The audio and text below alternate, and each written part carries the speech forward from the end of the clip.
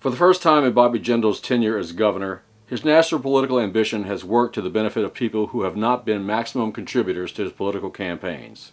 Last Wednesday, on the afternoon before his candidacy-defining speech to the Republican National Committee, Jindal reversed his morally repugnant decision to eliminate the state's Medicaid hospice care program. The move put an end to the national discussion of Jindal's stark lack of empathy and compassion, but the reversal came too late to undo the damage the governor's decision inflicted on his political standing in Louisiana in the month since the latest mid-year budget cuts were announced. The emotional wallop of news stories in various Louisiana media outlets showing dying patients confronting their final months without the benefit of hospice care powered a growing public outrage rising against the cuts.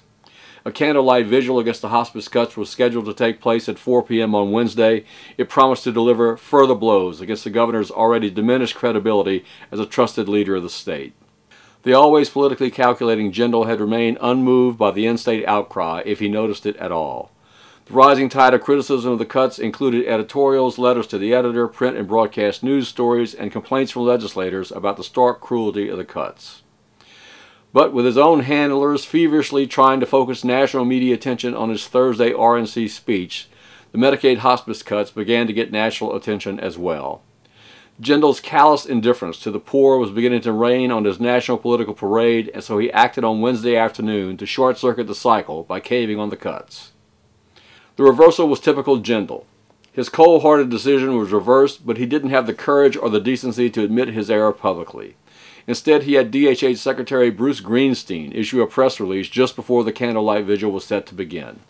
WAFB-TV video footage from the vigil showed Greenstein was present but did not address the people gathered nearby.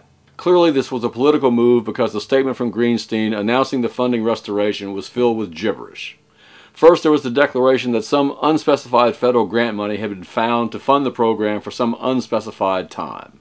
Second, Greenstein claimed that the new focus on providing hospice services to patients in their homes would be innovative, when in fact the vast majority of Medicaid hospice services are currently delivered in the homes of patients or their families.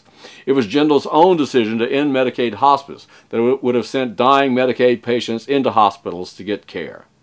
The reversal drew an enthusiastic reception from the audience as well as legislators who had been working on the issue publicly and behind the scenes. The department has secured bridge funding from existing grants to continue the current hospice program, which was set to end until the reform program can be implemented later this spring. Senator Fred Mills, Republican from Parks, like most at the vigil, appeared both stunned and relieved that the governor had reversed himself on the cuts. Just on behalf of the legislature, I'd like to thank the governor and DHH for working with everybody to realize that hospice services are the most efficient type of services you can deliver. And I know we all have a hospice story of either a grandma or a mom. Myself, I was on the hospice board of Acadiana. My dad used hospice services. Thank God we had it. And we don't know who's that next person that's going to need hospice, that's going to be in care. And I think that's what we're all doing here today. We're here to protect that next person that's going to need hospice services. Representative Stephen Artigo, Democrat from Carencro, was relieved but pointedly observed that the cuts should never have been made. Representative Artigo said the cuts ran counter to the state's long and deep historical commitment to providing for the health care needs of the poor. You know, I'm very proud of my state and where I'm from, and I really do believe that here we have a culture that really supports life, and we have a culture that makes sure that the dignity of the human being is always there. And I think that one of the worst things that the state could have done is to tell those who are terminally ill, just fend for yourself. I think that not only does it not make sense for who we are as a people, but I think it also wouldn't have made sense financially because people would have just showed up to a more expensive hospital. So I'm really pleased to find out about this. In the end, supporters of the Medicaid hospice won a reprieve not because their stories were compelling, because they were. They won not because the cuts were considered cruel even by the standard of other Louisiana mid-year budget cuts, because they were. They won not because of the outrage of legislators who had to deal with the anger and outrage of constituents, because they did. They prevailed because the national attention the cuts had started to draw cast Jindal in a poor light just as he prepared to launch his third or fourth attempt to get himself taken seriously as a national figure.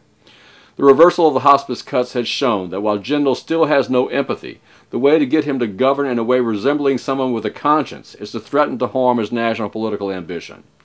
Clearly, the new model for reversing mid-year budget cuts in Louisiana is to inform the national media of the outrageous nature of the cuts prior to a Jindal high-profile national speaking engagement.